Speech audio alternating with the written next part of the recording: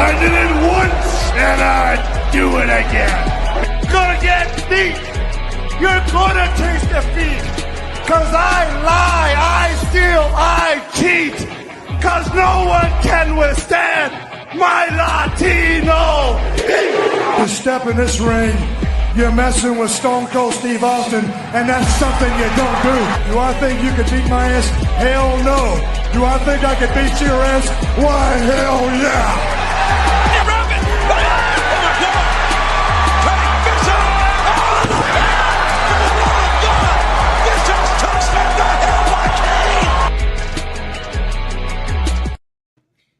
What's going on, y'all, man? Look, I love me some Eddie Guerrero. Like, that's why Rey Mysterio is crazy. It's the GOAT. So, we have some something that I didn't tell y'all. I still have one big-ass plushie left here, so we're going to have a contest. We're going to have to get Brandon to hook up his PlayStation again and do some Royal Rumble. That was fun. Yeah, we can do that. Yeah. We can do that next week. I just got to take it out the box. Hey, look, if you could do that, just let me know. That'd be really cool. I'll I got the plushie right over there. Whoever wins, I'll send it to them. I just had a good time with that. I'm like, dude, like my fucking people come out first every fucking time. This is crazy. Is it snooker? Is it snooker? Yeah. So I just want to go ahead and let y'all know that the Heartbreak Kid is the GOAT. Yeah. Is it a snooker plushie? It is a snooker plushie. There's no fucking way. It's really just the Ultimate Warrior. I just glued some crazy eyes to it. We're fine now. Because Snooker had some crazy ass eyes, boy. He's like, you could tell he was murdering people. No. Oh, yeah. That was terrible. My bad. I'm sorry. Damn. Yeah, this went south real quick. Brandon, do you want to go ahead and tell us what tonight's MO is going to be, everything we're going to be covering? Yeah, so it's more of like an open discussion, like some of the most craziest debuts across like all major promotions, craziest returns, and then we'll do like I guess some top fives for icons. I didn't personally get a chance to make one, but I can definitely throw some names in there. So, So James, did you get a chance to do your top five icons? I did 4, but I think I'm still needing 5. Snooker's the 5th. Yeah, I got 5. Okay, yeah. Cool. And Brandon said that he could wing it. I kind of threw that on you last minute, just because I got something I want to show off later. So, oh hell yeah, yeah. So, all right, cool. Let's I'll start with one of my favorite returns. I sent it in our group chat a little while ago. I don't know if y'all got a chance to look at it. It's when Shawn Michaels was WWF commissioner and he got injured, and then he came back a couple months later, popped out on the stage while The Rock was a corporate champion in there with Vince McMahon, and then Heartbreak Kid's music hit, and he comes out and he goes, "Oh, I didn't come here long. We got the band back together." So it was the return of DX. DX's music came on. They all came out, man. That is one of my personal favorite. Anytime Shawn Michaels came back, it was fun for me. I just wanted to get that one out of the way because there's several that we could talk about all night, just in WCW back then alone. Oh yeah. I gotta go with Triple H's return after the quad injury. The pop was freaking nuts, bro. Yep. Dude, and he went on a freaking tear after that. He's like, "Nah, I'm here to shut up, bro. It's time. It's about to go down." Like whenever I heard that music, I'm like, "Oh, wow." So we're doing that. Okay. Yep. I was hyped. That was a good one.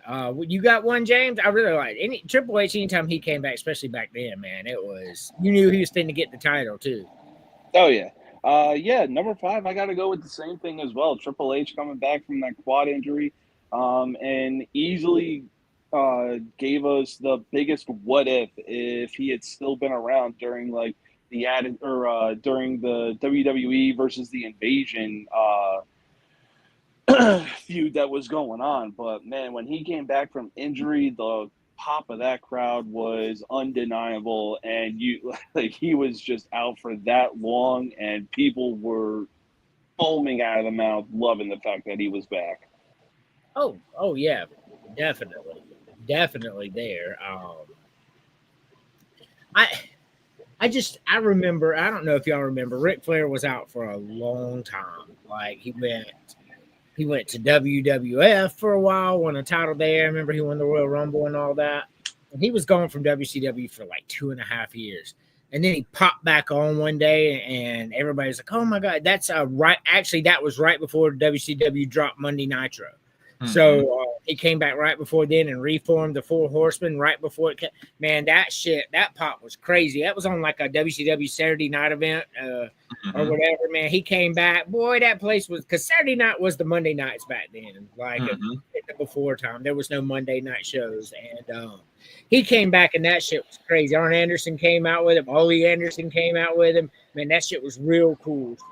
I like that. I don't get into recent stuff much, but when Edge came back in 2020 after breaking his neck and being told he couldn't come back, and nobody knew that was going to happen, and you heard Metalingus come on, everybody's like, the freaking roof damn near popped off at the Royal Rumble. And for him to come in and win it, oh my gosh, bro, I was so freaking happy. I'm like, bro, I didn't think you was going to come back, because you was told you couldn't come back because of neck issues. But when it sucked though, because they let him win the Royal Rumble just to freaking lose at Mania, which sucked.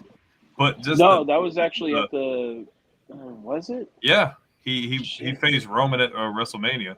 Oh yeah, because that was when COVID struck. It was anticlimactic, but the pop itself, his return, like nobody's seen it coming. I got to go with that. I love that one. No, that was a really, really good one for sure. Oh yeah, no doubt.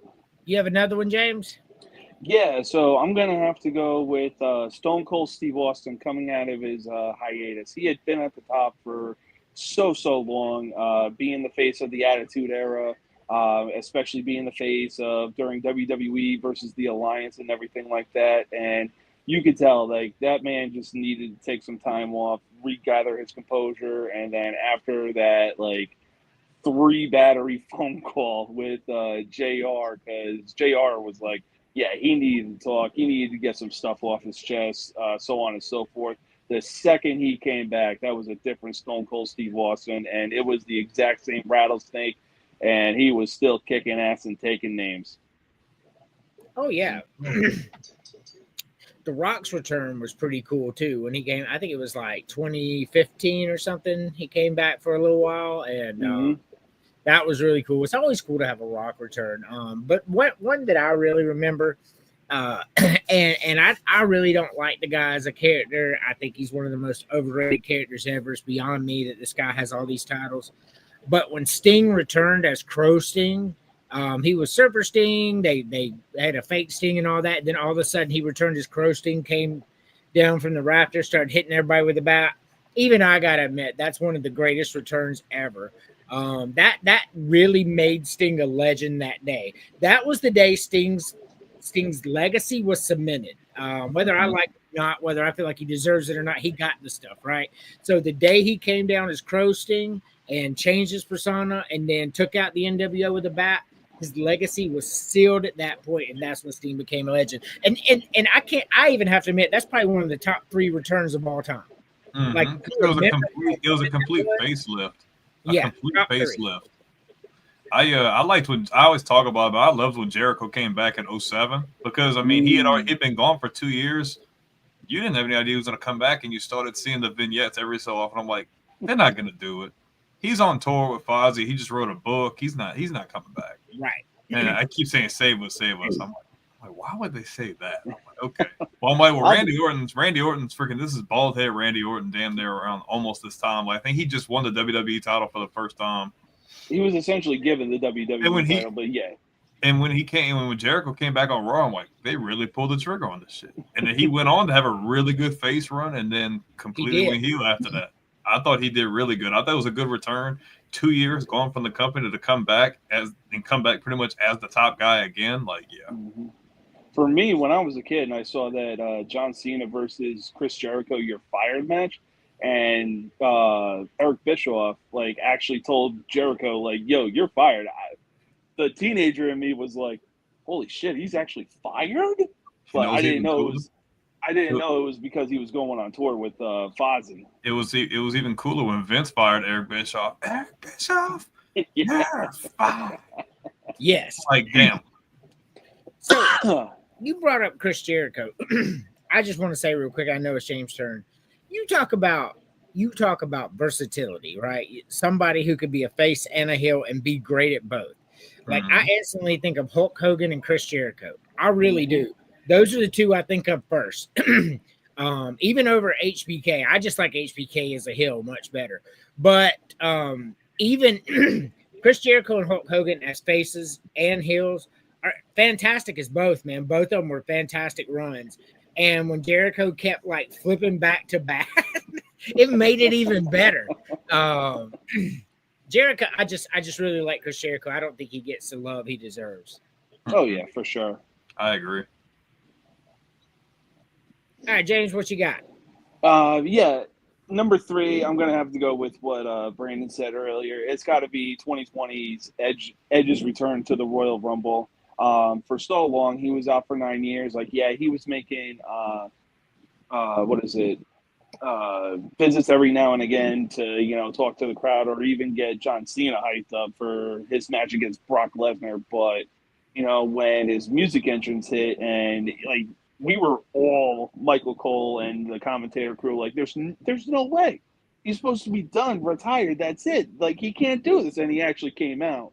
Like he himself didn't even know how to react because he was just that hyped.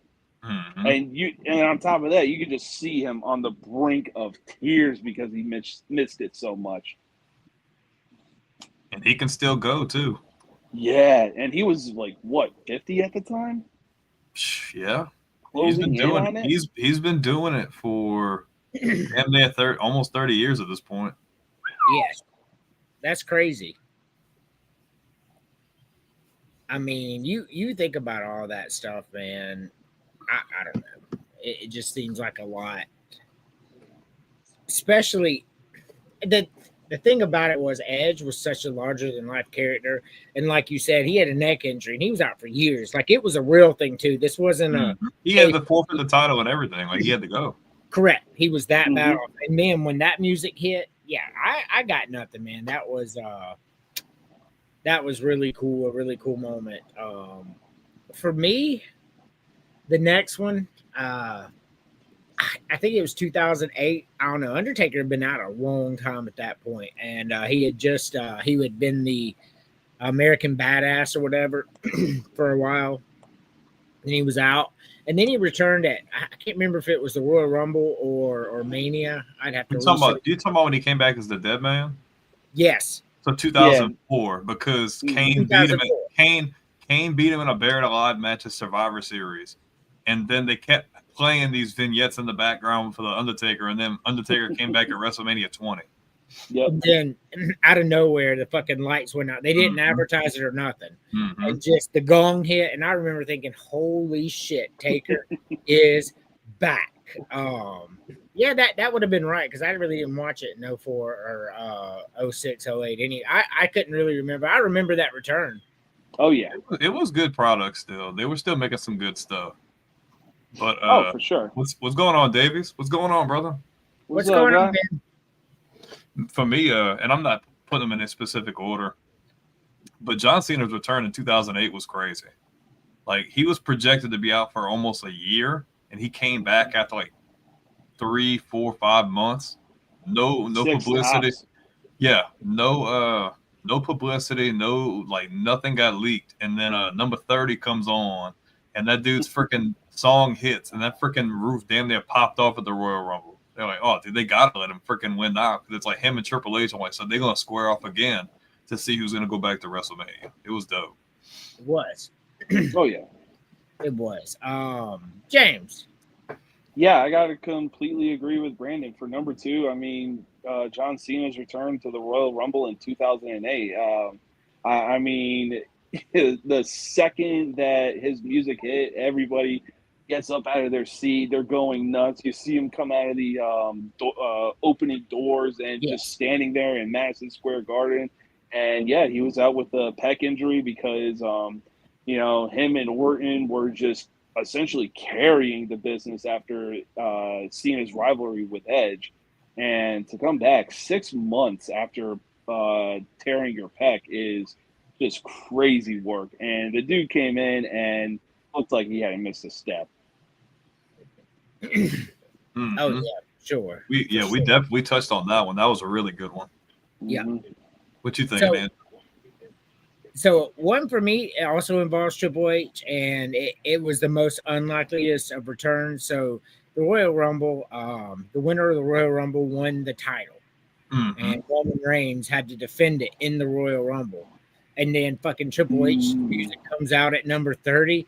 Man, that shit, I was shocked because like Triple H was done. He's running the company. He's not, he only comes back for WrestleMania to lose to somebody or, whatever. And then Royal Rumble comes, he fucking throw Roman Reigns. I was like, holy shit, won the whole thing. Man, that his 14th title was my favorite Triple H return. Even though it was more recent, just because y'all know Royal Rumble is the one I watch every year. Really watch anything, but I'm watching the Rumble. That's one thing I'm watching. And then all of a sudden, his music came out at number 30. Roman Reigns' eyes got that. I was like, this is pure cinema right here. My favorite Triple H return for sure. I'll say one more. And I mean, it might not have been the craziest thing, but you brought up Undertaker earlier. When Undertaker came back after his first Dead Man run and came back as the American Badass, that was crazy because that was a complete culture shift. Everybody's like, whoa, who is this guy? And I'm like, right. Damn, we get to see like a completely different side of him. And then the cool thing about that is that you kind of get to see like a side of him as the character progresses because he still wasn't a big talker. But as you got further along, you got to see more of the personality. Like he wants to break character. He wants to beat someone's ass. He's like, look here, boy, you don't want that trouble. Like that was cool. It was cool. I agree. Oh, man. That's a good one. What you got? So number one for me definitely involves The Undertaker, and it's his return at Survivor Series during his feud with Randy Orton, because at the time Randy Orton was still had the label of the Legend Killer, and for so long he's trying to kill the legend of The Undertaker because he's been around the block for almost 20 years at that point. And we saw their vicious match on SmackDown.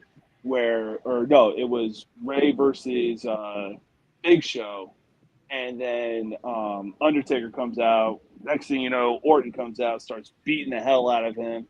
He gets him in Eddie's lowrider, backs him up into the screen. It's like, oh my God. Me watching that, I'm like, oh my God, did I just witness a live murder on television? And then the second that Survivor Series rolls around, classic Raw versus SmackDown. And Orton's the sole survivor for Team SmackDown. Everything's good. He's on top of the world. You think he's going to be next in line for a title. Nah. That gong hit, and that dude saw a ghost. Bless you. Bro, I missed that old school Survivor Series. Oh, that's a good one, too, though. The Un-Americans were so freaking ass, bro. It was such a bad game. Like, I like the wrestlers itself. I'm like, bro, like y'all trying too hard. Test, Christian, and I'm like, bro, I like y'all separately. As a group in this faction, no, this is cheeks, bro. I don't like this. I get it, the whole classic Canada versus USA thing, but yeah. They should bring that back. Especially with the current tariffs and all that. Canada versus USA. See, if Vince McMahon was here, he'd be exploiting that right now. Easily. Yeah. So for me, I guess one of the biggest returns ever, like be close to number one for me. Lex Luger returning to WCW on the very first Monday Nitro. Man, that was cool, man. He had been out of WCW for a long time. He had been with WWF, was a narcissist, body slam Yokozuna and all that. And then all of a sudden, we're at the Mall of America for the very first Monday Nitro ever. And then, bam, Lex Luger walks out, no music, nothing, and just stares at the ring. That was a big, big, big return right there. Oh, for sure. Absolutely. All right. So y'all want to move on to debuts? Yeah, for sure. Yeah. So, what you got, Brandon? Like I said, I'm not putting them in any specific order. No, I mean, I think one of the most iconic debuts that nobody talks about and made a big impact is Kurt Angle debuting in TNA. Dude, like, come on, man. Dude, like, megastar. Nobody's seen that coming. He just had a run with the world heavyweight title, had a run in ECW, and then he just disappears. And on an episode of Impact, Samoa Joe's out there, and all of a sudden you hear this crazy music hit, this freaking Kurt Angle with a freaking American flag, and the entire freaking building erupts. Like, that was such a huge power move, because that literally put them on the map. Yeah, like, man, we can get Kurt Angle, man. We can get, and they already had former WWE guys, but that was like, hey, we're here.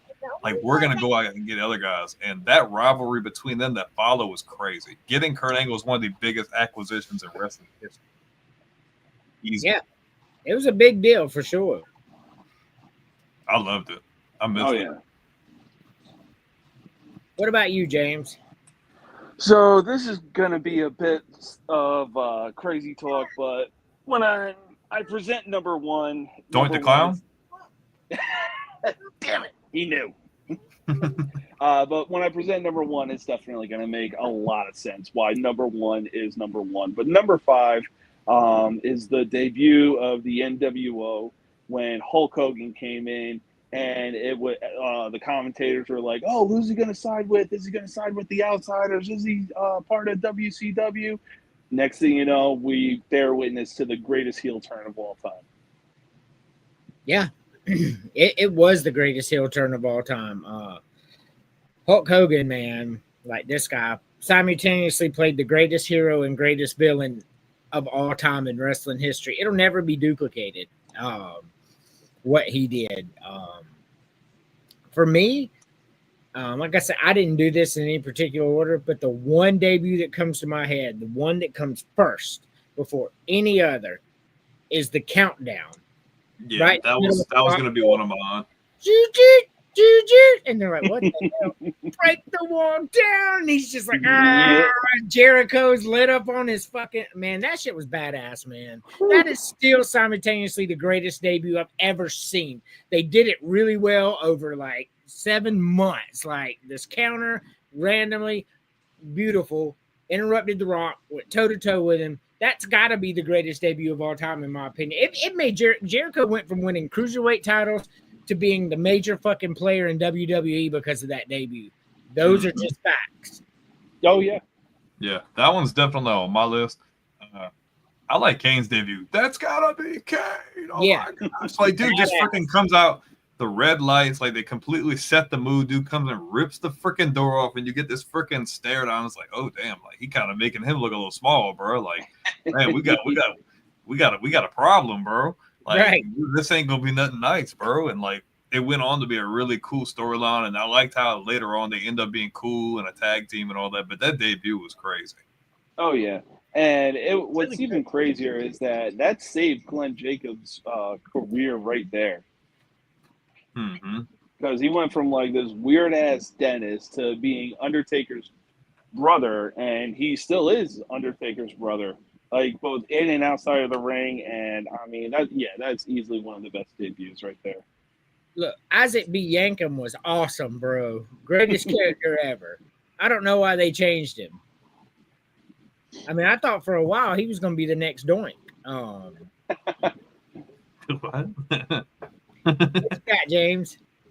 So number 4, I'm still sticking with WCW. This was when the magnitude really shifted. This was before the NWO had formed, but this was when Scott Hall and Kevin Nash jumped ship from WWE to WCW, and the momentum big time changed, and we got the presentation of the Outsiders invading WCW. I mean, they're beating up everybody backstage. Kevin Nash is launching Rey Mysterio into one of the trailers like a freaking lawn dart, and the rest, as they say, is history. I mean, that's all Rey Mysterio is really good for. But no, basically. No, when Scott Hall stepped out on WCW, you know who I am, but you don't know why I'm here. One of the greatest debuts ever. It's up there with the Jericho. I mean, like, there's no doubt about that whatsoever. Because that shit was so iconic. Like, holy shit, Scott Hall, Razor Ramon is WCW. Yeah. Really good stuff. For me, Hulk Hogan's debut in WCW when he first came there. You talk about a major move, a major play move, like you were talking about Kurt Angle. That's when WCW said we're the big dogs.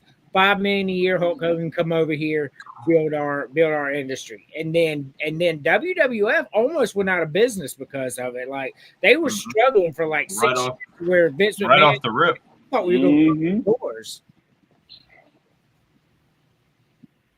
Insane. It was. Man, I know. What's that? I know we don't speak very good about him on this show. Say hi. But Goldberg's WWE debut was crazy, bro. Oh yeah. Come on. Like he might not be able to wrestle, but like him coming out and just wrecking shit, bro. And The Rock is out there and just gets his ass. Like, come on, bro. Like it was obviously a couple years too late, in my opinion. Like that would have been good to get like 2 years earlier. But him to come out and just wreck shit like he did, he might not have been the best in the ring, but that was an impact of a debut, in my opinion. I agree. Yeah, I agree too. What you got, James? So number 3, I'm gonna keep sticking with the WCW theme because they were doing things that were like, hey, we're the new wrestling kids on the block, so we gotta set the bar right now because WWE has set the bar. So right now, we want to set the bar and let them know what we're about. And yeah, it's got to be the return/debut on the first episode of Nitro of Lex Luger because he had been out for quite some time. Very first episode of WCW, what does he do? He shows up to the competition at the Mall of America during a match, and it's just like, whoa! Yeah, big deal. I agree. That's why I said that earlier, man. That debut was awesome. One for me is the original Undertaker.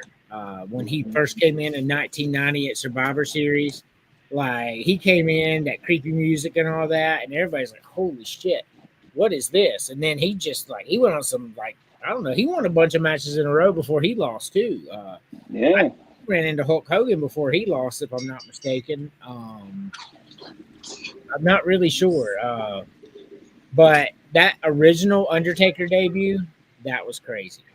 Oh yeah. Let's not necessarily a debut, but a first appearance. Let's talk about Eric Bischoff showing up on Monday Night Raw as the freaking general manager, bro. But Vince McMahon to be like, Eric Bischoff's the new general. Whoa, wait, what? Y'all supposed to be enemies. And now all of a sudden, dude's here helping. Like, better than ever, I'm back. That's right. Oh yeah, that was absolutely crazy. I mean, it's because essentially he's the one enemy, of the bro. same. Yeah, he's the enemy. Like, what are you doing here, bro? We just put you out of business a few years ago, bro. What's going on? Hey, Money talks. I mean, best way to get recognition is controversy. Creates cash, just like the book. I mean, heck, he brought in the NWO for lethal injections to WWE, even though he won everything. Yeah, Still want to kill it. For sure. Oh God, what a day! Yeah, I feel that. Hey-o. How'd you like those pictures I sent you guys? Oh my Which God, one? that shit was crazy. Huh? Oh, the wreck. Yeah. That wasn't you, was it? No, some teenage girl, I guess. She blew through a stop sign, went across the main road right into our fence because she was probably on her phone. Probably. The cops interviewed her, let her go to her mom. Her mom was videotaping everything. Like, what are you videotaping it for? Oh my Her God. car's in the fence. Yeah. And now we got to replace like almost 100 feet of fence because of it. Yep. Man, that's crazy. I mean, there's been some crazy stuff, man. I don't know if I sent the video to y'all or not, but I saw a video. I saved it. It's going to be a FAFO for Thursday. This woman like tries to drag this other woman out of a car and start stabbing her. Well, her husband comes over and moves her out of the way. And I thought he was going to be the peacemaker. Well, he just starts breaking this woman's door. Like he breaks it, pushes it the other way, and then goes starts walking to the back car. So I'm going to take a picture of your tag messing up my car. And there was a fucking cop standing there, put him right in handcuffs, didn't say nothing to him. I was like, man, that's FAFO from the beginning, bro. He was a big motherfucking cop too, standing there. That dude was like, all right, I got you. It's like Hightower from Police Academy. Hey, Hightower was the shit. Dude rips the seat out and sits in the back seat. That 81 Honda. For sure. Gary, give us a big debut. Is this like a top 5 one or what? No, we're just doing big time debuts. For me, I always said it was an underrated debut. It probably doesn't get the respect that it deserves. Is when DDP revealed himself as the stalker of Undertaker's wife. Oh, the worst freaking storyline. I was glad to see him come back. Damn, bro. Like, that was horrible. Yeah, that was a horrible angle, but the crowd loved him. It's like they were glad he was stalking the Undertaker's wife. They didn't care. Like, she was probably teasing him anyway. Oh, man. Wouldn't surprise me. Like, damn, Taker. They did DDP dirty, man. He was a rock star in WCW. They brought him over there. He's a stalker. The next thing you know, he's on camera. It's me. It's DDP. It's terrible. They did his yoga.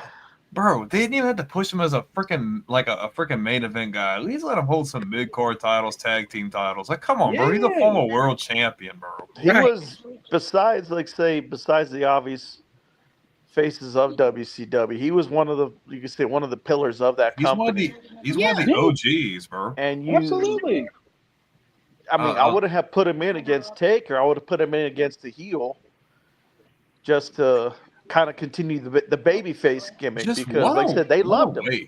What a freaking waste! Like, man, that makes me so mad. I'd have put him in with Randy Orton, Diamond Cutter versus RKO. Yeah, that would have been good. But no, we don't think outside the box when we're Vince McMahon. Like, I hate you. Y'all almost put me out of business. I'm buried every single one of them. Him and Jericho would have been good too. Ooh, that would have been good. Him and Kurt Angle, like, you could have had some really good stuff. Like, they botched. Like, I understand Vince's hatred and everything like that, but at the same time, I understand you want to bury them, but, like, come on. Yeah, you got a good guy, bro. Yeah, you didn't realize the gold mine you were sitting on. Yeah. No, he looked at DDP and he thought of Sean Stasiak. It's like, come on, man. Like, that's a whole different ball game, bro. DDP's a star. It's that diamond meme, like the one guy is like just right there where he's about to be rich with that pickaxe and then just decides to walk away. That is exactly what Vince did with most of the WCW stars that came over. Yeah, and I mean, what really sucked about the invasion angle too is, like, if those guys weren't still, like, in those big crazy contracts, because you got to think a lot of them guys could just sit on the sofa for like a year or two because they were getting paid. Right. If that wouldn't have been the case, and they weren't getting huge lucrative deals like that, and they could have at least brought 2 or 3 of those big names over for the invasion angle, it would have been completely different. But you couldn't sell how good WCW was because you didn't have none of the top guys. So you just had you had a freaking mashup with ECW in them, and it's just like, and then you had Shane and Stephanie, and it was just a freaking mess. It could have been so much more had they been able to do it properly. You see, I like the fact that it made it look like the son and daughter turned on the dad. It's just I didn't like the fact that Shane was in the Survivor Series team. Like, if I had to redo a 5-on-5 or a whole fight card, that 5-on-5 would have been the first one changed. Oh, dude! But the best thing about that match is the promo before the match with Team WWF. That's the best part of that whole freaking thing, bro. We gotta be together. Are you listening? That was funny. Then top it off with 3. Shane McMahon deserves his flowers. If you watch him competing during the times that he did it, not only did he do it extremely well, like he put everything he had into it. I give Shane his flowers. Oh, absolutely. He could go with anybody. He was putting his body through pure hell. I mean, the fall he took from Steve Blackman. Bro, the freaking shit with Kurt Angle, bro. He's like, nah, bro, throw me through that shit. He's like, no, why are we gonna do it? No, throw me through it, bro. Even in his later years, when he had the match with the Undertaker and he jumped off the Hell in a Cell. Dude, I'm like, bro, what the fuck are we doing, bro? He did once with the Taker, and then he did once with Kevin Owens.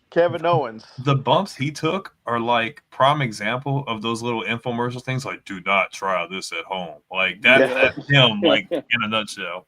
One of the clips they even showed for the "Do Not Try This at Home" is the whole Kurt Angle's suplexing Shane, trying to put him through the glass, and it was like, yeah, you can hear Kurt. Yeah, I really thought I knocked him out when I did that. It's like, well, no shit, he landed on his head. If I had to redo, if I had to redo a 5-on-5 for that invasion angle at Survivor Series, I would have had the 3 members of NWO, the founding 3, Goldberg and Sting versus Rock, Stone Cold, Undertaker, Triple H if he wasn't hurt, and Jericho. Ooh, that's solid. I mean, the place you would have been able to put that, not just at any little basketball arena, because now it seems like all these big premium live events, they're putting them in stadiums now. Yeah, that one you would have been able to book the biggest stadium and had that thing sold out within a few hours. Oh, easily. It's unfortunate, but dude, they had that Ted Turner money, bro. Dude, these guys I forgot what the exact numbers were, but I remember Buff Bagwell was talking, and he's like, I can't freaking afford to do anything, dude. Like the amount of money he was making in WCW to not do anything, and then he comes over and he's making like a small amount of what he was making prior. Like they were like paying them astronomical amount of money for guys who weren't even like the ones getting the biggest push. And I'm like, bro. Like, I get it. Like, Turner, and they got all the freaking TV stuff and this and that. But I'm like, damn, bro. What are we doing, bro? Like, oh, man. Like, and then freaking Eric Bischoff is doing so good. And then freaking Vince Russo comes in. And then they're both messing it up. And it's like, oh my gosh. Well, let's not forget, Hulk Hogan was having some of the things to do with it as well. Well, more so in the later years. Yes and no. I think people exaggerate that a little bit because I don't even think we know everything. I don't think we'll ever know like everything that happened. But like that's true. I just think about like had they not botched all that stuff and had they actually won the wars, like I wonder what that would have looked like because it would have looked astronomically different. Yeah, or like in the later years, at least put the belt on somebody for a while. Instead of like every other week, somebody gets the title in like the weirdest match possible. But the thing is, like, I wonder, like, had they put WWF out of their misery before it blew up? Because then you pretty much took over the entirety of the late 90s at that point, and you can just do whatever the hell you want and get whoever the hell you want. You know, if Shawn Michaels wouldn't have been coked out of his mind and then freaking stuck in contract with WWF, who's to say he couldn't have came over? I mean, a possibility. There was a lot of stuff going on. Oh yeah. Well, I think with Bret Hart over there, he probably wouldn't have. He botched that. It was still fresh it was still fresh. It was too soon. But man, like I just don't see how you get a guy like that and then immediately push him as a mid-quarter. I'm like, bro, what are we doing? I mean, the dude's a multiple-time world champion. Like, I get it. You're in the middle of the NWO thing, but why not just put him head up against him and let him beat Hogan for the strap or something, and then they can go at it? Like, why he can't be like Team WCW, and then you could have like Bret Hart, freaking DDP. You could put freaking Randy Savage in there. Like you could do almost anything with that. Like they I don't know what they were doing. I mean, honestly, Bret Hart was the only dude outside of Hulk Hogan within shouting distance of like, yeah, you know, you're going to come in. You can easily be on the main card. Yeah, they botched Bret Hart bad. Like, that was a big missed opportunity. Like, he was a star, bro. Like, to push him with don't get me wrong, the U.S. title was dope. But, like, that was like, how do I make a comparison? Like, who was a big guy that came over in that period? Let me think. A big guy came from WCW to WF because that would have been like the equivalent of pushing him with, like, the U.S. title, in my opinion. Like, that was just dumb. You mean like Goldberg? Yeah, I mean, that kind of would have been the equivalent because of just how hype. I mean, that's like pushing Goldberg, but he comes back and they put like the IC title or something on. I'm like, what? Correct. Okay, that's actually a fair comparison. Obviously, they're not in the same category, but hype wise and popularity wise, they're both like here. I mean, well, in a way, Goldberg came in and he somewhat started out on the mid card, going up against guys like Christian and everything like that, and battling off. Yeah, they had to build him.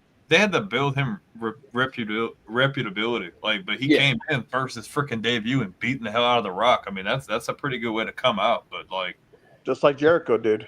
Yeah, he started out with The Rock too.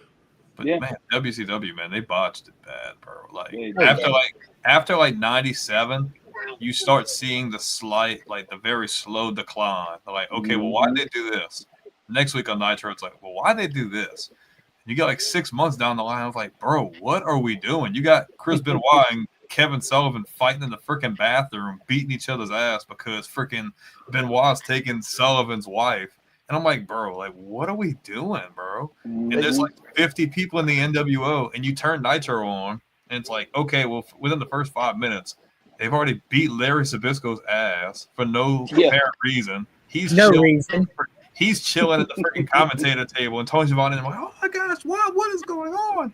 And then we have a match, and then it cuts to backstage. They're beating somebody else's ass. There's a promo, and they're beating somebody else's ass. I'm like, bro, like we have to move this along. Like this is not, and there's like a freaking army of them, bro. Like if you were gonna do like an NWO versus WCW thing, you could have done a lot because in theory they did that, but they did a really piss poor job at it. They mismanaged the whole situation as a whole. Like NWO was popular, bro. Yeah, they were, but I'm saying don't take them out. But you need to have a reputable force that they can beat, and then like solidify them even more to justify like them being around even longer. If that makes sense. That's safety in numbers. That's why DDP got so hyped. They needed another star outside of Sting at that point because he was that guy. He was that guy. That's what they did, and DDP earned it. I loved him as WCW champion. Oh, hell yeah. Much better than Macho Man or Lex Luger's run. Another thing they dropped the ball on when they had they were trying to compete with SmackDown, but you had that garbage Temu version of it when they had WCW Thunder. They sent all the scrubs in the power plant. In theory, it was a cool idea. Like the name and the presentation was cool. The logos, everything was cool. Mm-hmm. But it just felt like it felt like a precursor to like Sunday Night Heat or Velocity, but worse. But like worse. Like I would watch Heat or Velocity before I would watch that. Yeah. No, Thunder was really cool with Glacier and all that. I disagree. They had some really cool stuff. They had a bunch of titles change hand. It wasn't bad, but I just feel like it could have been a lot better. Is what I mean. Like they just, I don't know. And like when you didn't have your main event guys there, like SmackDown was doing on live TV, not like cable television. This is on the local channels, so everybody could get a chance to see the main event talent. And then Thunder, that was already still on cable, which to me they should have had that on regular channels like SmackDown was at the time. Right. It wasn't until I think it was almost a year or so after it made its debut, they finally had a big name. They had like Booker T on there when he was champ. Hey, Booker T was cool. You know who else had a cool debut? Scott Steiner when he came back, or return, I guess you could say, when he came back as the big booty daddy, big bad booty daddy. Yeah, I like that. Brother, if you hear me. And that aggravating freaking siren comes on for like 30 minutes straight. Yeah. And they gave him the title. Mm-hmm. What about AJ Styles' debut at the Rumble? I liked it, but I just feel like they could have. I liked it, but like I feel like AJ could have did even more. Because I just feel like he was just such a freaking big name.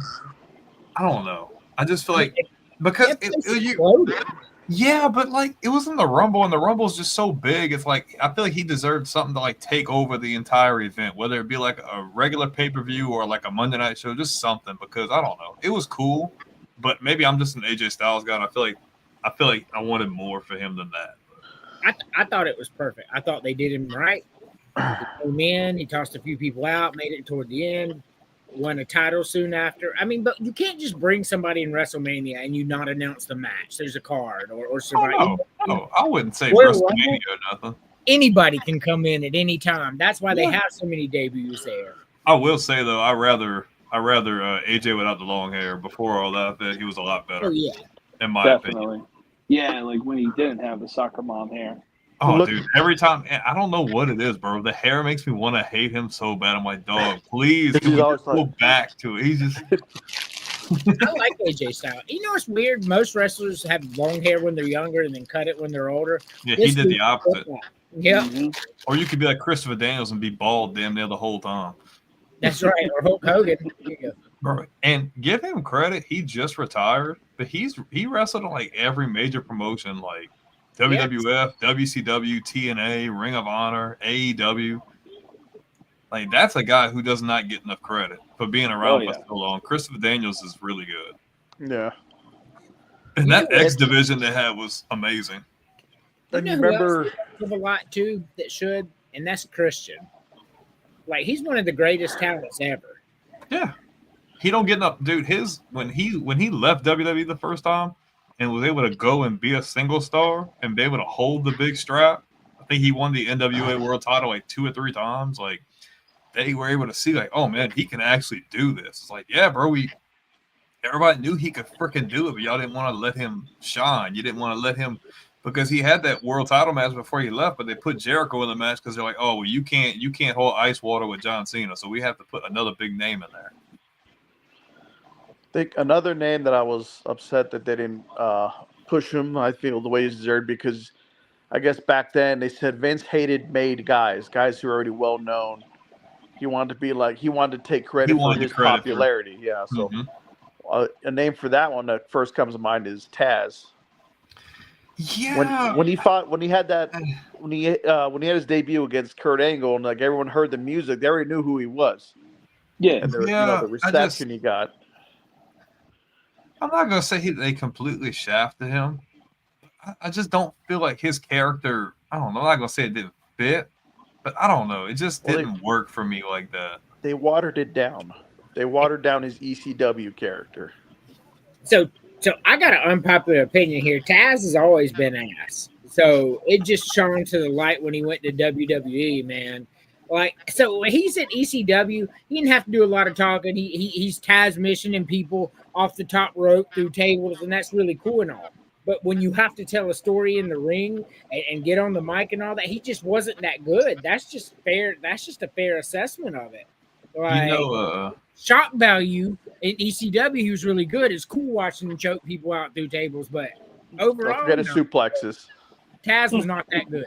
Man, something that's crazy. It's out of completely different topic. But you know, the guy who finally got a big push and was like, that's really cool that they put the strap on him and he pretty much just shat himself out of it. RVD, bro. Oh, Rob Van Dam, bro. WWE champion, ECW champion, just to get pulled over with freaking weed on him. Freaking him and Sabu. They should have been able to tell from the get-go that he was on something. Well, yeah, but him and Sabu are freaking riding to the next show and they're both freaking like high off their ass. And they freaking get pulled over, and I'm like, well, that's anticlimactic. Like a month later or so, it's like, nope, you gotta drop it. Like, damn, bro, like that was because, bro, that match was crazy.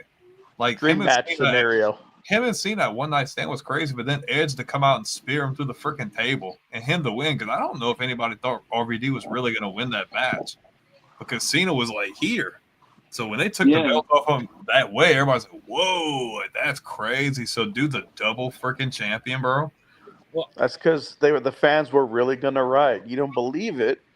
Oh, dude, I'm pretty sure they're gonna burn that motherfucker to the ground. Well, you see, freaking like RVD's been over his whole career. To be honest, he was an ECW. Even when he was a big order, bro. He was even so over in ECW. When they brought him to WWE, the fans still loved him. Like his debut in WWE, they're like, "Oh my god!" Hey, you remember Team Invasion? And Stone Cold's like, I'm gonna beat the next person that comes through that door. I'm gonna beat his ass. Dude walks in and like, oh shit, but like you're on my team, so like, what are we gonna do here? He had that stupid look, dumbfounded look on his face. Like, he's like, so meet you me in the ring. James, what you got? Give us a debut. So a debut I got, like you said, I got to go with the OG Undertaker when he arrived at Survivor Series in 1990. Like that was at the time when Vince still had like heels going, but like they were still somewhat crossing the line. But once Undertaker came in, it was like, oh shit, it's getting dark now. Mhm. And he's You know, gone. one that I guess you could say a debut, but not necessarily a debut. When Hogan showed up in TNA, that was a power move too. Ooh. They're like, oh shit, he's here to freaking try to, make some moves, put us back on the map. Because at that time they were on Thursdays, and I think after they got Hogan, they're like, oh well, now we got Hogan, we're gonna try to challenge Monday Night Raw, which obviously was a terrible idea.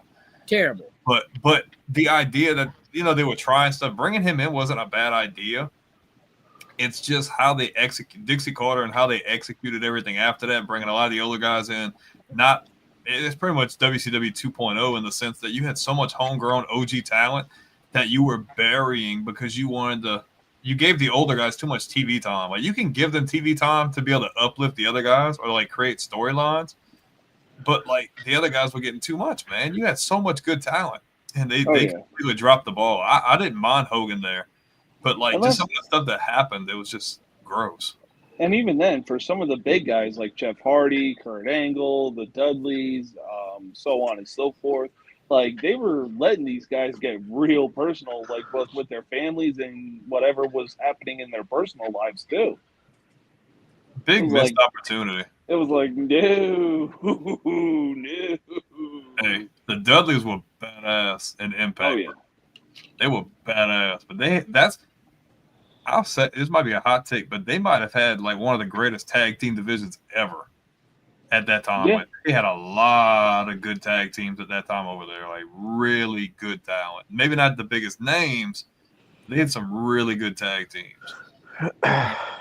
No, man. WCW in the 90s, pre-Hogan era, those were you had Road Warriors, Doom, Steiner Brothers, Fabulous Freebirds, Rock and Roll Express. All those were on the same show. Best division. I wasn't going to put them as the greatest. I would have said like probably around that time period.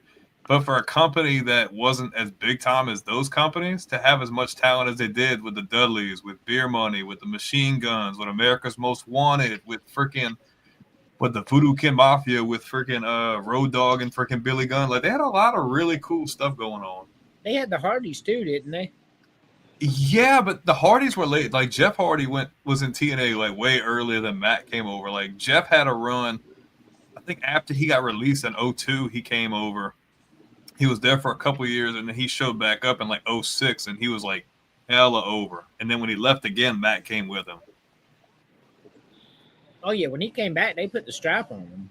It took him a little while. He held the IC title for a long time when he first came back. He was doing really good. Oh yeah, for sure. Let's talk about icons. I know y'all didn't do top 5 list or whatever, but give me when you think about wrestling. Like if y'all can come up with 5 each, we don't have to do it in order, even though I'm gonna save my best one for last. But we'll start with you, Brandon. Like when you think of icon, what's a top 5 name that comes to mind? A lot. I'd say a lot, and I'm going to try to break the mold a little bit and not just go with the same precursor names. I'm going to show TNA some love. Jeff Jarrett, man. Like Jeff Jarrett being who he was, and then for him to leave WCW after it shut down and for him to start from ground zero with his own freaking company, and the audacity for said owner to just put the world title on himself like every freaking month for like a year or 2 straight, but be able to carry off his great heel runs, man. Like he was awesome. And I just feel like that's a guy who never gets enough credit for his in-ring persona, for his mic skills, and being able to start a company from the very bottom and be able to put it on his back from the beginning and continue to just innovate and create and do so much. I just don't feel like he gets enough credit. I love Jeff Jarrett. No crazy talk there. Terry. I'm going to kind of break the mold on this one too, besides going with the obvious names. I'd go with AWA Dusty Rhodes. Ooh, I love AWA, bro. I used to love watching AWA. Was the shit. Dusty Rhodes. All right. I mean, I personally wouldn't put Dusty Rhodes in my top 5, but I could see No, I can't see how you would put him in your top 5, but I did like Dusty Rhodes. I'm saying icons. You know, he was iconic back then for that. I'm not saying he era. wasn't iconic. I'm not saying that Dusty Rhodes is one of the greatest wrestling presence ever. We know that. But top 5 is a little high for him for me. I can see. I don't know, man. It's so hard. There's so many great ones. I think he can have a case, but you have to sit there and have a discussion. Like, I don't think it's just a easily slide him in there, but I think there is a case to be played for it though. Pre-polka dots. Yeah, pre-polka dots. I don't disagree that there's a case for it, but just not for me, right, James? So number 5. I mean, we're talking about Dusty Rhodes. Who better to mention than arguably his biggest rival, Ric Flair? Yeah, I mean, because those two had a rivalry, and each and every week they were cutting promos like the rent was due. Yeah. That I cannot disagree with Ric Flair being on that list at all. For me. I did kind of do a top 5. Number 5 for me, as much as I don't like him, we're doing icons, not greatest wrestlers or whatever. Number 5 is Sting. Like I said earlier, I don't really like the guy, but this is twice in this episode I've given the devil his due. And everything he did as Surfer Sting, winning titles, then come back, totally reinvent himself as a Crow type character. I don't know, man. Sting is number 5 in my top 5 icons. And him being able to freaking have all those matches after being out of WCW, dude, that's like another decade of wrestling he had after that, putting on good matches and storylines with other guys in Impact. Yeah, for sure. So I don't know if mine's necessarily top 5, but I'm gonna give somebody that I'm gonna shout out a little bit of recency bias here for a guy that didn't matter if he was wrestling or if he was even in the wrestling world or not. That's CM Punk. Like, for him to be over for as long as he's been over, for being out as long as he was out, to freaking go to every show and everybody's saying his name, kids that barely even know who he is, and his name is still chanted that crazy. For him to go to a rival company, be able to come back, he's good no matter what he's in, man. I think you give him credit. I don't know if he's top 5, but I think he definitely deserves some credit for what he's contributed and for the impact he's had while not even being in the industry at all. I got you. I'm putting Dusty Rhodes higher in that list than I am CM Punk. But yeah. I get what you're saying. They chanted his name everywhere he went. I agree. So we won't cross. JQ says we won't cross. They buried him. Terry, what who you got next? Let's see, number 4.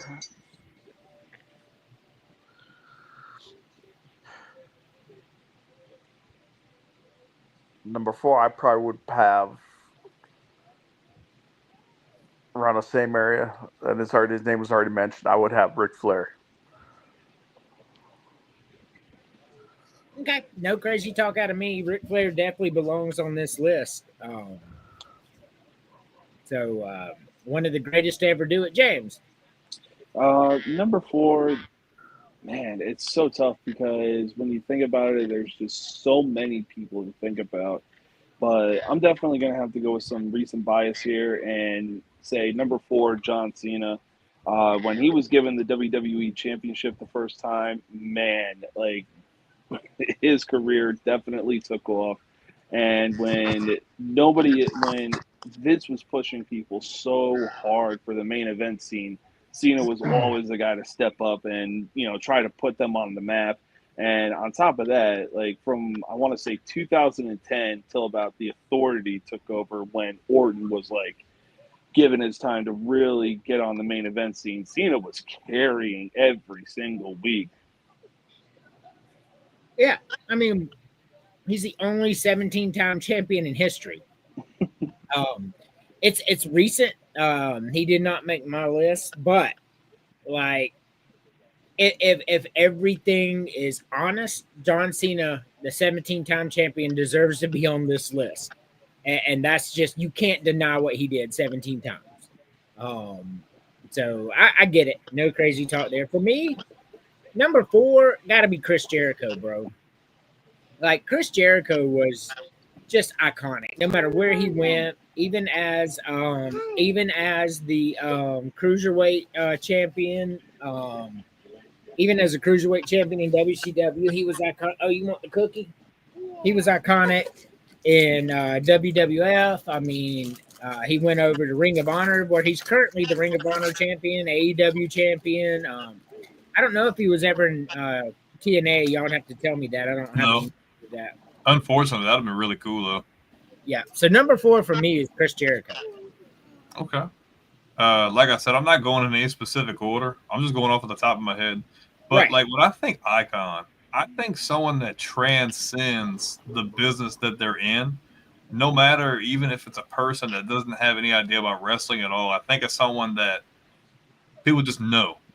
They don't even have to have watched a minute of wrestling in their life, but they hear the name or they see the person, they immediately connect to that person. That's the Dead Man. The Undertaker, through 2 or 3 generations at this point, you got people that don't even watch wrestling. They know who Undertaker is. They recognize the entrance, they recognize the noise, they recognize the get up. I think that if you think of what the epitome and the meaning of an icon is, I think it's someone that transcends time and business and just aura. Because it doesn't matter who it is, it doesn't matter what's going on. Everybody knows who the Undertaker is. I agree. I mean, Undertaker definitely deserves to be on this list as well. I just want to shout out. I just heard from Chris. He wanted to let y'all know that Jimmy Snuka is on this list. Terry. I was just gonna mention. I'm like, I was gonna put on glasses and a bandy hat. He would have loved that. Oh, I had to do that when I lost the season bet to him. Oh yeah, that's right. That'd be cute. You got to get James to do that.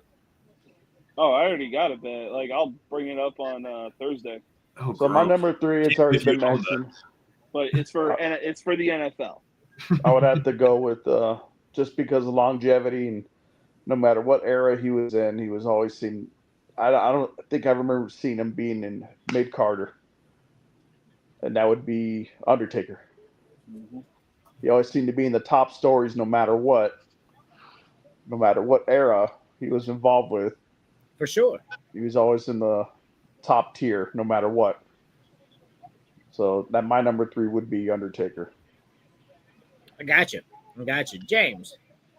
Yeah, I mean, I'm going to keep the trend going. Just Undertaker, 3 decades of being in the business, and he was always the main guy, especially in the locker room, too. And on top of that, he had no problem, putting young guys over if he saw the talent and it was there and everything like that.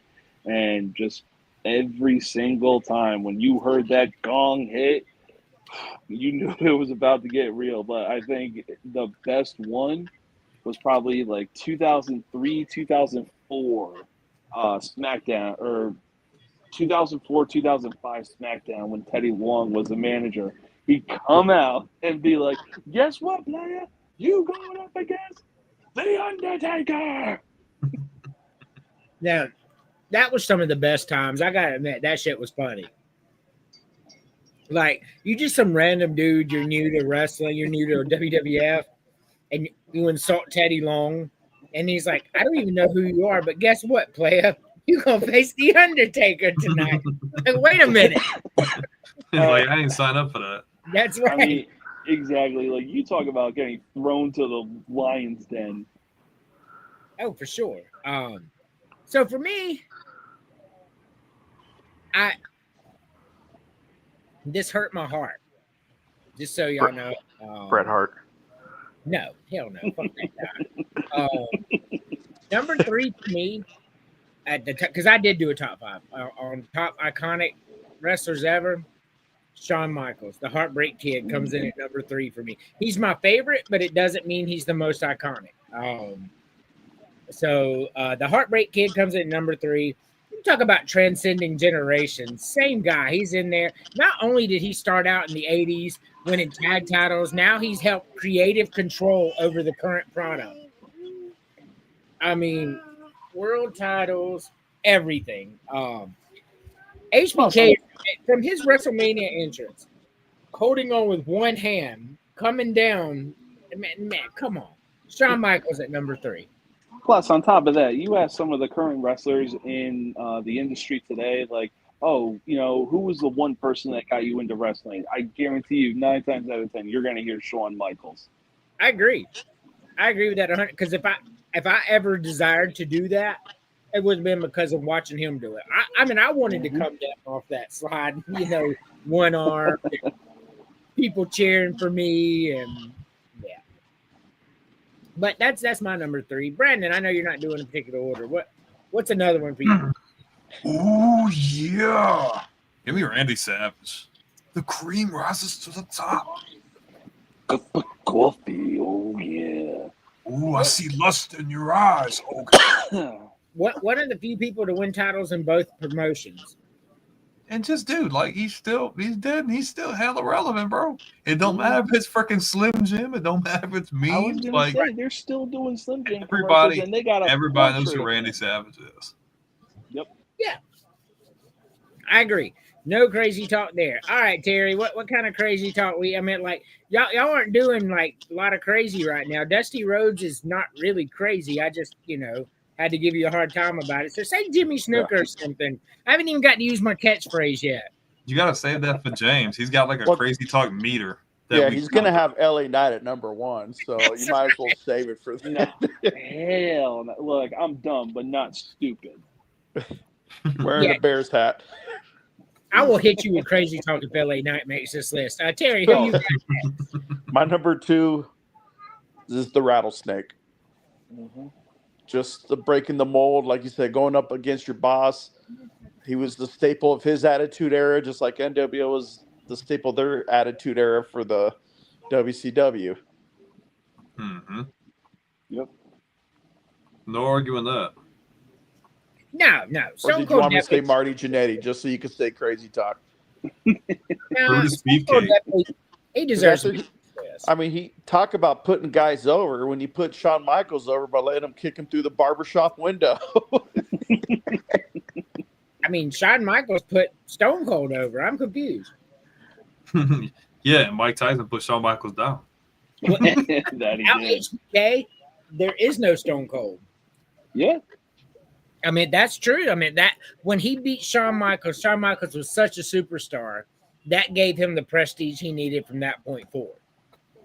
So, Stone Cold didn't make my top 5, but I will tell you he deserves to be there, like 100%. No crazy talk there. James, Jimmy Snuka? No, I'm just kidding. Nah, no Jimmy Snuka. No, I gotta Beware. 100% agree with Terry. It's definitely Stone Cold Steve Austin. He essentially launched the Attitude Era, and the beginning of that Attitude Era was his infamous 1997, I believe, King of the Ring promo. 96. Yeah, and yeah, the rest was history. I mean, he was doing what everybody else was thinking, kicking your boss's ass, trash talking him while he's down, kicking him while he's down and everything. And it just goes on and on with the Rattlesnake. And that promo was good because Jake the Snake was like, he's a big Christian in his character or whatever. Mm-hmm. And Stone Cold comes out there and he goes, see, you got your little John 3:16 out here. What Austin 3:16 means, I just whooped your ass. The rest is history. It's like, damn, dog. Like, shots fired, dog. Get that piece of garbage out of my ring. I'll tell you what, he turned into Fernando Tatis that day and hit 2 grand slams in 1 inning. No, that was crazy. Like, that was like, damn, bro, like, you swinging for the fences. I remember that game.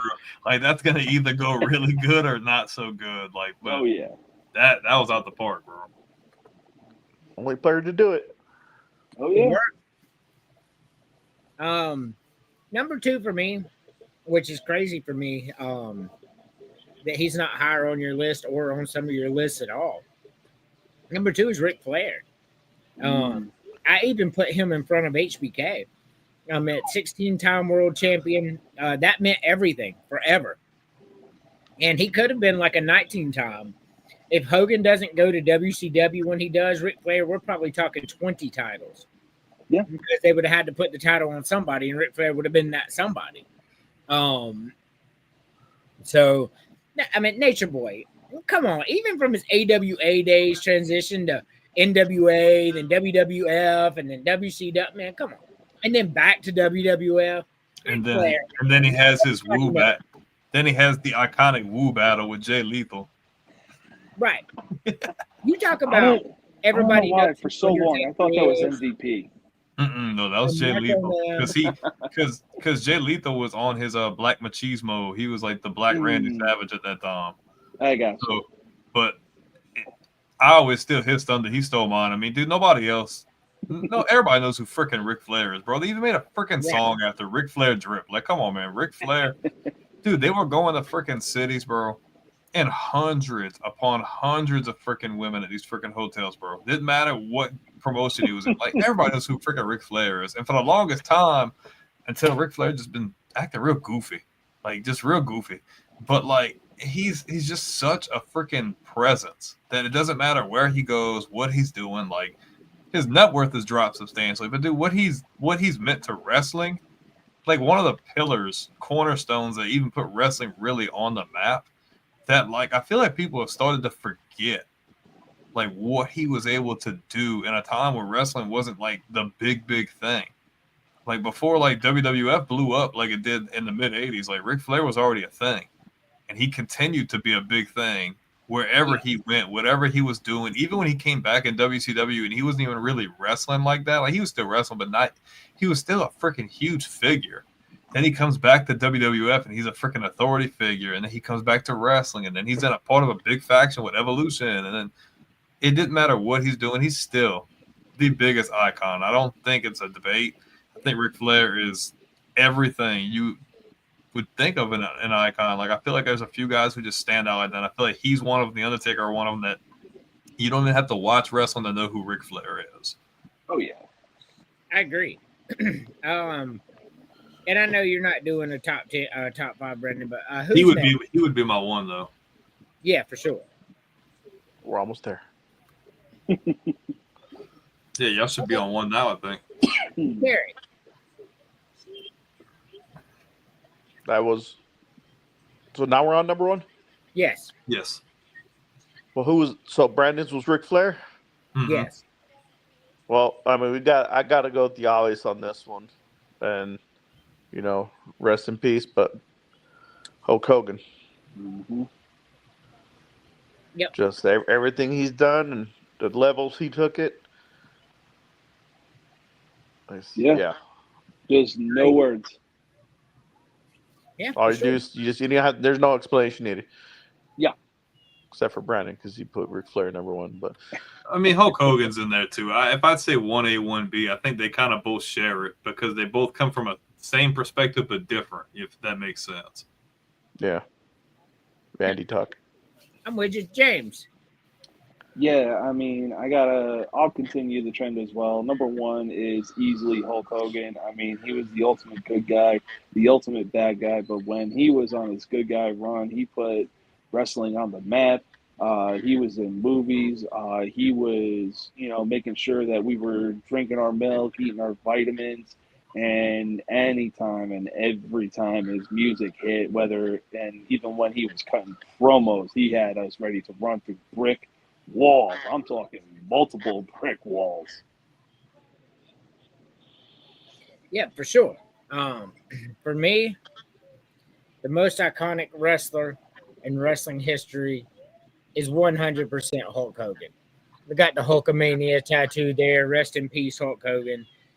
None, not even Ric Flair, came close to what Hulk Hogan did. Ric Flair is the 1B in this situation for sure because I have him at number 2. But what Hulk Hogan did in the golden era, like single-handedly put wrestling on the map, like for real. Like there was a wrestler that was in movies and TV shows and commercials. And then he does all that and then joins WCW, heel turns, and then becomes the greatest heel of all time after being the greatest face of all time. No, bro. It's Hulk Hogan. Like he's number 1. He's the iconic of the iconic. What everybody knows Undertaker, Flair. This is for true, but everybody knows Hulk Hogan, and that there's no exceptions. But yeah, come on, buddy. Blind people have seen him. What's that? I said blind people have seen him. Yeah, blind people have seen it. Deaf people hear his entrance music. All right. He made the mute speak again. Yeah. Yes. He wasn't that kind of guy, but he was Hulk Hogan. Yeah. Speak for yourself. No, I was mute. So there isn't in any circle everybody knows who Hulk Hogan is, whether it's football, basketball, music. It doesn't matter. He's Hulk Hogan. So I just reiterate. So Terry, your favorite wrestler of all time is Kane, right? Yeah. James, you're Stone Cold, right? Yes, sir. Okay. Brandon, you're LA Knight. So the rest. You got me confused. Me and him don't look that alike. Come on, It's man. In the words of Chris Jericho, Chris Benoit. That's right. I think it's a 1A, 1B with Eddie Guerrero at this point. Like I can't it's hard to decipher between those two, bro. I feel like wrestling really died when both of those guys died, in my personal opinion. I can see that.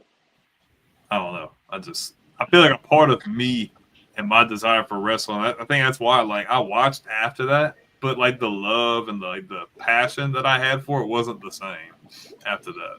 Pop question. Most overrated wrestler in WCW history. I mean, you can't really say Goldberg, because nobody said he was a good wrestler. He was just hella over. Right. So, I'll be honest and say Goldberg mostly because he was just all hype and no wrestling skills. But that was them capitalizing on the kids, though. They knew the freaking kids were gonna like someone that just comes in and wrecks shit and beats everybody up. Like that was a smart move. Yeah, and I get that, and I know there's different backgrounds and everything, but at the same time, it's you gotta show that not only are you hype, but you can back it up in the ring too. But I mean, they didn't ask him to do much more than that, though. I don't think. I think they just wanted. I think they brought him in just for those squash type matches. I mean, they didn't ask him to come in and do Iron Man matches and stuff. So, no, if they did, they would have spent time training him. Exactly. They just needed him to just beat people up. Correct. It's a tie of 2/3 of the NWO after Hogan, Hall, and Nash. Yeah, that's actually a tough one because overrated. I'm trying to think of overrated because, like you said, Goldberg was always over. The pop he would get. I wouldn't put Steiner on there because Freakzilla, that was a great gimmick. I would never put DDP. I'd never put any of the NWO. It's like you had the top guys and then the bottom guys. I felt like with WCW there was no middle ground. Overrated though. That's kind of a. I might get some crazy talk for this one, actually. Big Show. Who? Really? The Giant? Yeah. In some sort of way, he was a little bit overrated. He said the Giant was overrated. Big Show was overrated. Yeah, for sure. I agree with him. What? Wow. I thought that was for sure crazy talk right there.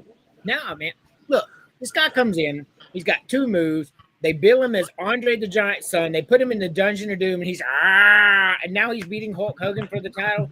Ass overrated. 100% agree with James. You ever heard that story about how Hogan and them told him, hey, when you go into the airport and all that, you need to be walking around with your belt and shit? He's like, because you're the champion. He's going through baggage claim, and everybody's looking at him and shit. Yes. He's never did that again. And now everybody does it like it's regular and normal. Because, I could think of some names, but I don't think they were overrated. They just weren't rated high. No. I'm talking about James. Somebody who got a world title, but yet, why did you give it to him? Yeah. Hey, I gotta cut it short, y'all. I'm gonna move the cars in and get some sleep. So, see y'all on Thursday. Deuces. Yep, All we're right. gonna cut it Peace out. short.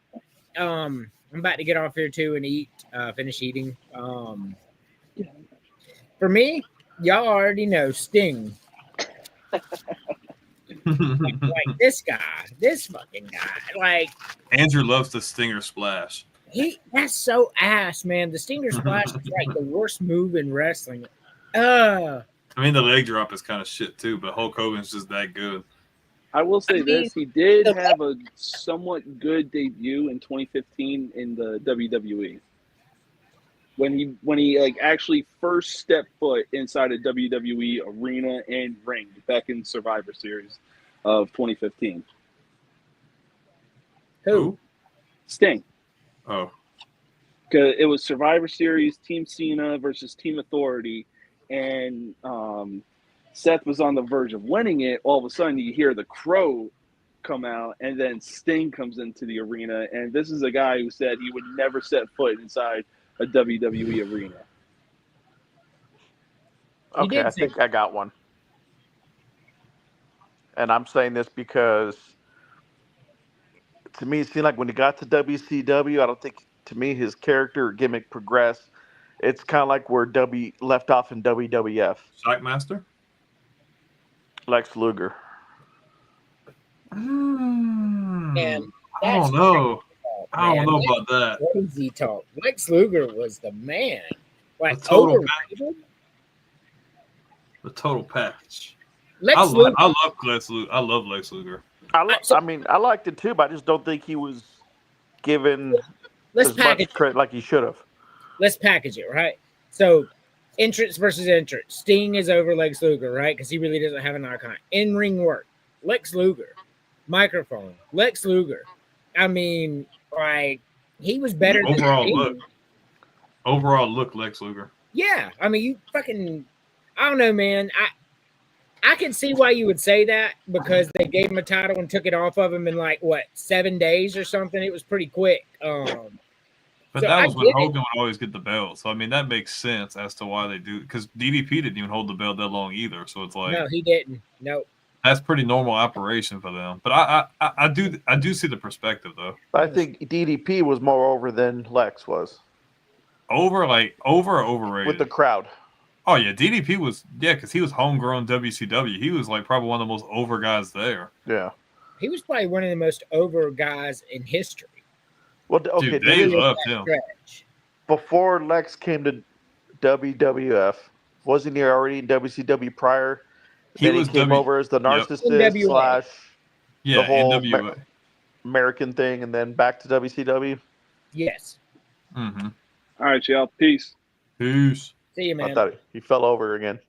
He was the narcissist Yeah. in WWF. See, they should have kept him at that. I think Well, I mean, longer than what they did. the problem was they tried and they pushed him in the spotlight. They had him body slam Yokozuna on the aircraft carrier. He just never got over like that in WWF. I just think his personality just wasn't big enough to get over on some of them other guys. It wasn't. What's your opinion on Raven? I love Raven in his ECW run and his TNA run. I feel like WWE run was just kind of meh. Like they just they couldn't do anything with him. And He WCW, right? he was good in WCW too, but I feel like I don't know, his ECW run was probably obviously his best one. WWE just didn't have anything for him. He doesn't fit the mold of like what they do. He's gritty, grungy, like they just I just didn't fit in my. He fits everywhere else because he can like be himself, and they'll actually like push him as himself. I feel like. You know, funny story. Jake the Snake Roberts trained both DDP and him. Jake, hey, nobody gives him credit either. I know he was never a world champion, but Jake the Snake was good. Yeah. I remember a promo where Raven and DDP were building up to a pay-per-view. They were going to fight each other. And DDP and Raven's like, yeah, you're the bigger star. You got your little world title. He was like, but we were both trained by Jake the Snake, right? DDP's like, yeah. He's like, he gave you the look, but he gave me the DDT and then kicked him in the stomach and DDT him. That shit was badass. Raven was awesome, man. Would you have put Raven like in a whole different role with how I was talking about earlier when they made DDP the stalker? Would you put Raven in that scenario?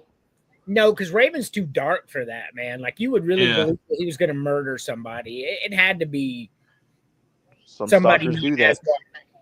We talking about Raven. You talking about someone that was in Raven's flock that never got, I feel like, the appropriate push, and it's probably one of the most talented wrestlers, like athletic wise, ever. No, I'm talking about Billy Kidman. Yeah, that's what I'm saying for sure. Billy freaking Kidman got robbed, dude. He just everything looked perfect. Everything was so smooth. Like he didn't have to talk a lot. He just come out and have badass matches. Like he was a multiple-time cruiserweight champion. Like he was just that good.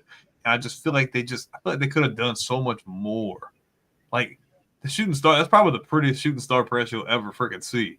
Like I don't think anybody can do it like him. Like he was just that good. Lesnar tried. Dude, that was crazy. Well, the one he did was at OVW. The little developmental thing that Lesnar, Batista, and Cena were at prior to WWF. He did one there. He landed perfect. So that one he did against Angle, that wasn't the first time he did it. He's done it before, and he actually nailed it before perfectly. Anybody can do a shooting star like a 450. Like that's pretty crazy. Like a 450 or a shooting star like that's pretty impressive. There's a guy I used to watch on the Indies, and he got in WWE. Like he never really got a push. He had a couple matches. Steve Anthony. He was on the indie circuit. And he used to be called like the king of the 450. And dude, that dude would get high, bro. Like freaking like 2 or 3 flips and land on him. I'm like, dude, I don't know how y'all doing that. It's insane. No. One of the prettiest moonsaults though, Kurt Angle. He would never freaking land it, but that thing would be nice and pretty. He'd freaking eat the freaking mat every time. He landed stiff all the time. It looked like he was like, oh God, it's gonna hurt. Shit. Bam Bam Bigelow's moonsault was pretty cool too. Another guy who doesn't get no credit. Correct. And Vader. He was good on the mic too. He was, for sure. Vader was good too. I like Vader. Yeah, Vader was awesome, but Vader got his, he got titles in every. Yeah, he was a world champion. Yeah. But Bam Bam Bigelow didn't though. But that guy in your shirt kicked him in the head too many times. He was mad at him. Look, man, Vader was hurting people for real. Like they had to fire him. Yeah, they had to fire him. Like he was out there really hurting people, like hurting them, and they had to be like, "Nah, bro, well, that's not how we do things at WWF. You got to go." And then he went back to WCW and continued on, like, "Bro, this ain't the NWA. This is WCW. You can't, like, dude, you can't. Go." we're not on the non-televised, bro. You can't be hurting people on live TV, dog. Like, what are we doing? Right, these guys have huge contracts, bro. You're gonna have to knock it off. You know something that's funny, and I don't want to keep you guys too long, but like you think like they try to introduce people that are like non-wrestlers and they try to push them in like a funny way. You remember freaking Mark Marrow with Sable, and they got freaking Butterbean and Mark Marrow having a freaking thing, and I'm like, bro, like what are we doing? Like, and nobody's there to see Mark Marrow. Everybody's there just to see Sable instead. Look, Mark Marrow was better as Johnny B. Bad. Mm-hmm. Right, Johnny B. Bad would kick your ass, man. I mean, he had this whole Little Richard persona. He'd come out there and he looked all fruity and shit. But next thing you know, he just pop, pop. I was like, God damn, this fruity bastard's kicking his ass. He used to beat up Brian Pillman all the time. That's another guy, dude. Flying Brian? Yes. Very good. His wrestling check went to dyeing his hair and mustache just to make it look jet black all the time. He was just so freaking good, bro. And him and Steve Austin, the Hollywood Blondes or whatever they were called, they were really good together too. Man, look, that Stone Cold promo with Brian Pillman where he broke in his house and he had the gun. Pillman's got a gun, bro. The USA Network was like, "What the fuck are y'all doing?" Like Vince is like, "What? It's good TV." They're like, "No, take this shit off. You can't do this, bro." Like it's already bad enough that you're pushing DX and shit, but like, dude's got a freaking firearm, dude. You can't do that on our network. What the fuck are y'all doing? So not only was that funny, but like a couple weeks later, like after USA Network, like we're starting fucking with them really bad about it, and that's when they started that first split. he had Stone Cold come in the ring with a gun and do bang 316 on Vince Oh, McMahon. that was so fun. Dude, Vince like, I was dying. Pissed in the bedpan. I love oh man, you coming in here? bro, the way you could push the envelope, like that was so funny, dog. And to see Vince's expression, like, oh shit, I'm really about to get shot. Like, Shit. Man, bang 316. So what about when he hit him with the fucking the bedpan while he was in the hospital? dude, he's like, oh, doctor. Yeah. I'll take it from here, nurse. You're like, oh shit, wait, Yeah, wait, take no. it from here, nurse. Right. Yeah. Started popping him on his leg. He had his leg off. He's like, Freaking off-white colored tidy whities when the robe came out. that shit was, man, look, that Austin McMahon feud was really good from top to bottom, man. And that's somebody else who doesn't get his due. Vince McMahon. Oh, icon. He's one That's of the another best guy. wrestling characters of all time, bar none. The fact that you can be like the pretty much in charge of creator and you're literally in the product, executing everything and selling like, look, whatever happened, but like you can't say icon or like any, like, dude, Vince literally created everything. The fact that you can be in the story freaking line and be a main focal point and like it goes smooth, like that was crazy. You know, I'll even go further. Without Vince McMahon, there is no wrestling. Because you would have just had, because you got to think, there were so many independent promotions and territories because everybody respected everybody's territory. They're like, hey, look, you stay in your area, I stay in my area. And then when he bought it, he got it from his dad. He's like, screw that. I'm going to freaking buy all the freaking talent I want. I'm putting all you some bitches out of business. And we about to go global. I don't give a shit. Like, no, if he never did that, we would have never seen that. Nobody would have ever done that. Wrestling would have never became what it is. They hated him. Oh, they did, because he took everybody. He started bringing his promotions to the South.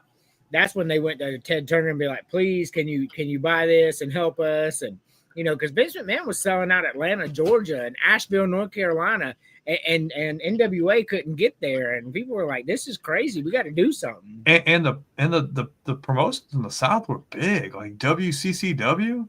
Yes, with the Von Erichs and all that, they were big in Texas, bro. Like the South was a hotbed for wrestling promotions, and for them to come out there and like Crockett and all them, like it was just crazy. And like Jerry just Lawler with Memphis. Dude, they bought everybody. It wasn't even just the promotions right away. They just went and cherry picked all the freaking talent, and they're like, "I don't give a shit. I'm paying you, and we're going up. Right? Don't worry about how, but we're going up. Like, just do what I tell you." That was ballsy, though. That was so ballsy. Like, what worked? That's the ultimate. Let me ask you something though. If that first WrestleMania they tried out, where Hogan Hogan beat the Sheik, right? Mm-hmm. To win the title. You think if you'd replaced Hogan with AWA's Ric Flair, would it have been as successful? No. That rivalry was really good. Because Ric Flair and Iron Sheik, I mean, they don't hate each other. Nobody cares about that. You could not have you could not have inserted Ric Flair into the WWF golden era like Hulk Hogan from WrestleMania 1 on and been successful. And at the same time, you couldn't have put Hulk Hogan into AWA back then in the style they did and have him be successful either. I think that's what Brandon was trying to touch on earlier. They were both so iconic in their own way, in their own promotion, and it couldn't have went either other way. Yeah, they wouldn't have hit that. They wouldn't have hit that. They wouldn't have hit that ceiling because it wouldn't have worked. But iconic is crazy. And Hogan and him were both in the AWA at one point. And when Hogan left AWA, that's when Ric Flair freaking blew up in the AWA and then went to WCW and freaking blew up with the crazy promos and Dusty Rhodes and him and all that. Like, it was crazy. It was. But Vince McMahon saw Hulk Hogan, saw what he could be, and paid him the money. And he was right. Nobody talks about Vince no more. I know for obvious reasons, but dude, genius is an understatement. Oh yeah, genius. like literal like entrepreneur marketing genius. Because nobody else would have ever put their balls on the table and said, I'm going to do this. No, the stuff he did to push the envelope. Because when WCW took over like they were, he could have easily just folded. Yep. Could have easily just folded. He's like, nah, if we're going to go out, we're going to go out with a bang. And what they did was unheard of. Like, the stuff in WCW was unheard of. But they're like, okay, they want this to feel like real life. I'll give them real life. Right. Brian Pillman with a gun. There you go. Right. DX, bunch of young people terrorizing people. I mean, Stone Cold, like Stone Cold, The Rock. But they just had see, that's the difference though. Like the NWO was so big, but like they had some other good stuff, but that was kind of it. And WWF had like so much, and they were all like here. Like you just said, all those names. Like they had so much. And once they figured it out, I was over with. Yep, I agree. But I guess now's a good time as any to have final thoughts.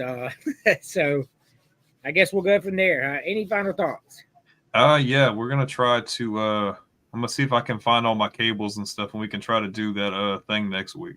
We can whether we can do a Royal Rumble or whatever, do a couple things. That'd be kind of a change of pace again. Yeah, it would be. She also has some squishies she bought we can do for prizes as well. That'll be interesting. As long as the boy don't find them. I think y'all all know Emily, and I love my wife.